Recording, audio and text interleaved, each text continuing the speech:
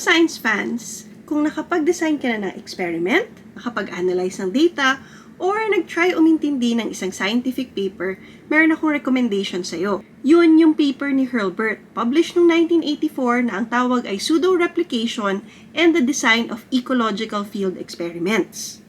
Maganda siyang malaman kahit hindi ka ecologist. Kasi kahit rooted siya sa ecology, yung impact niya ay lampas-lampas dito.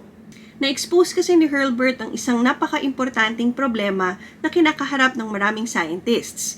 Yung confusion nila na ang replicates ay ang simpleng pag-ulit-ulit lamang ng mga experiments. Pwede kasi nitong masira yung scientific method. Sa papel, parang, ang ganda ng data, parang suportado yung theory. Pero kung titingnan mo talaga, palpak siya. At its core, yung paper ay pinapaalala sa atin na ang pinaka-importante pag nagde-design tayo ng experiment ay hindi lang pagkukolekt ng data. Kailangan tama yung mga tanong na tinatanong natin. At yung mismong disenyo ng experiment ang pinaka-importante. At yun, yung lesson kung paano gumawa ng tanong na tinetest ang ating hypothesis, importante siya sa lahat ng researchers. Kahit ecologist ka pa, social scientist o psychologist. So, bago tayo magsimula, ano-ano bang mga katanungan ang ika-clarify para sa atin ni Hurlburt? Ano ba talaga ang isang replicate? At bakit nga ba kahit sobrang dami mo ng ginawang experiment, hindi ibig sabihin tama yung ginawa mo?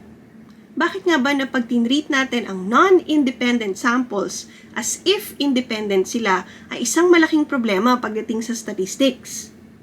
Paano nga ba ang ibang experiments ay mukhang rigorous o maganda ang pagkaplano sa surface, pero yun pala hindi nila natitest yung hypothesis na gusto nilang itest? Pero bago natin sagutin ang mga katanungan na ito using Hurlburtian science, gusto ko munang mag-hi sa ating mga manonood. Ako po si Chona and I'm your resident Filipino scientist. Isa po akong researcher sa field ng molecular ecology at definitely swak na swak si Hurlburt sa field na ito kasi ang dami-dami naming data na kinokolekt. Pero minsan, pag hindi namin dinesign ng maayos ang pag-collect ng data, nagsusudo replication na pala kami.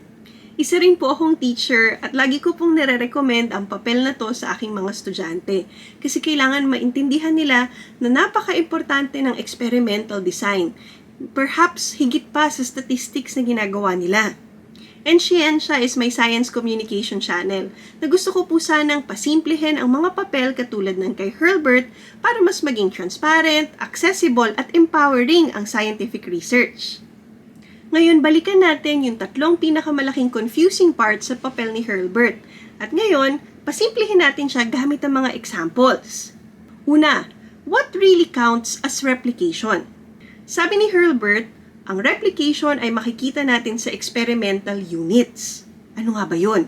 At hindi lang yung dami ng measurements na kinuha natin. So imagine natin, gusto mong malaman kung ano ang epekto ng fertilizer sa isang halaman. So, gumamit ka ng isang halaman, tas nag-measure ka sa 10 dahon galing sa halaman na to. Pwede mong isipin na, okay, meron na akong 10 replicates. Pero actually, isa lang yung meron ka. Kasi yung 10 dahon na yun ay hindi iba-iba ang nagiging reaction. Hindi sila independent sa isa't isa. Kasi nakadikit lang sila sa iisang halaman. So ano nga ba yung tamang approach? Kung gusto mo talaga ng 10 replicates, kailangan mong maghanap ng 10 independent na halaman. I-apply mo yung fertilizer sa bawat isang halaman na ito at basta sigurado kang hindi nila naapektuhan ng isa't isa, sila na yung 10 independent replicates mo. Pag ginawa mo to, hindi ka lang nagpapadami ng data points o nagpapapogi. Chine-check mo talaga kung yung fertilizer ay consistent yung effect sa iba't ibang halaman. So mas pinapatibay mo yung pagtetest ng hypothesis mo. Second, bakit nga pa napakalaking problema ng pseudo-replication? Kuha ulit tayo ng example galing sa ecology. Kunwari, gusto mong makita kung ano ang epekto ng isang pesticide sa mga insekto na makikita sa kadawagan. Kumuha ka ng insekto sa 5 spot sa isang maliit na plot at tinrato mo yung bawat spot as independent. Pero ito yung catch. Posibleng hindi independent yung 5 spots na yon kung maliit lang yung field. Kasi pwedeng yung conditions katulad ng sunlight, yung soil moisture, yung presence ng iba't ibang halaman sa paligid nila, ay hindi talaga magkakaiba-iba. So, yung 5 replicates mo ay basically the same measurement na pinaulit-ulit mo lang. Ang tawag dyan ay pseudo-replication.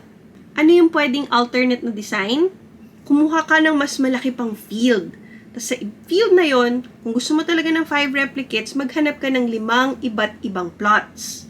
Pag in-apply mo yung pesticide sa 5 iba't ibang plots na yon at tinignan mo yung effect sa insekto, yun ang mga replicates mo. In this way, nakakapture mo yung tinatawag nating natural variability dun sa 5 magkakalayong plots sa isang napakalaking field.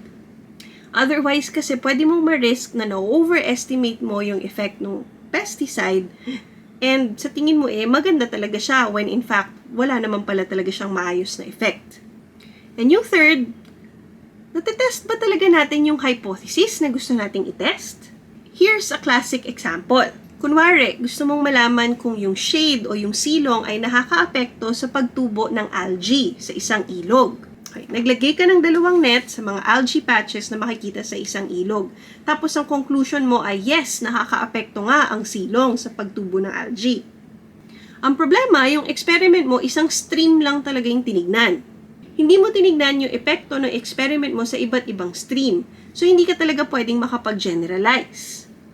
Yung hypothesis mo na yung pag-shade ay nakakaapekto sa pagtubo ng algae sa isang stream ay hindi talaga yung tinest ng experiment na ginawa mo. So, ano yung tamang paraan para matest yung hypothesis na yan?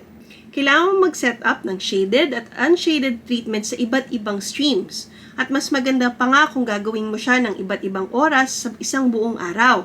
Dahil dito, natetest mo talaga yung hypothesis mo kasi nakukuha mo yung natural variability ng mga streams. At hindi mo lang nare-record yung kung anong nangyayari sa isang lugar lang. Pero syempre kung magkakatapatan tayo, hindi talaga madaling basahin si Hurlburt. Sobrang haba niya. Napaka-opinionated pa. Tas ang daming technical terms. Yung video na ito hindi siya replacement sa pagbabasa ng article mismo. Pero pwede niyo siyang gamiting guide para mas mapigahan nyo kung ano yung dapat yung matutunan sa kanya. Here are a few tips para mas mabasa mo ng maayos yung Hurlburt and pati na rin yung ibang scientific papers na pwedeng ipabasa sa'yo ng teacher mo. Una, read with a purpose. Huwag mong i-try i-absorb lahat sa isang basa. Alamin mo muna kung ano nga ba yung mga katanungan na gusto mong masagot. Second, slow down at methods and examples. Doon mo kasi makikita yung totoong lesson. Mas ma-analyze mo kung para saan ba talaga yung statements na sinabi ni Hurlburt. Number 3, take notes gamit yung sarili mong pagkakaintindi. Kasi pag kaya mong i-explain ang isang concept ng mas simple, yun talaga yung totoong test kung naintindihan mo ba siya. Basahin mo ulit yung paper mamaya. Nag-iiba kasi talaga at mas lumalalim ang understanding pag nabigyan na natin ito ng oras at syempre pag nadagdagan na tayo ng experience. Lalo na kung nakapag-design ka na ng sarili mong mga experiments. But what do you think? Na-experience mo na bang nakapag-design ka ng isang experiment tapos na-realize mo, hala, pseudo-replicated pala siya? And how do you think na kung mas papagandahin natin ang training sa experimental design, mas gaganda talaga ang scientific field sa Pilipinas? Kwentuhan naman tayo. Share your thoughts in the comment section below.